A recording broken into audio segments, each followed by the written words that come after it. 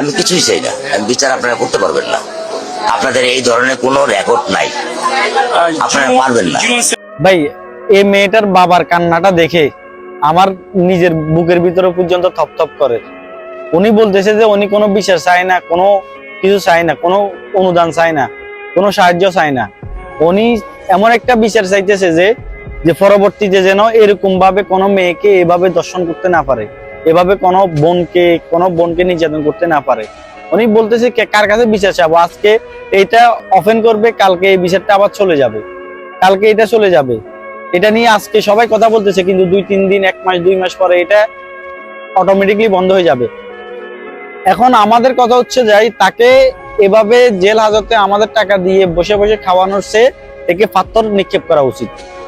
এমন একটা আইন করা উচিত যে তাকে পাথর নিক্ষেপ করা উচিত, যেন তার এই শাস্তি দেখে পরবর্তীতে কেউ যেন কোনো মা বোনদেরকে যেন কোনো নির্যাতন করতে না পারে, এমন একটা ওকে শাস্তি দেওয়া উচিত।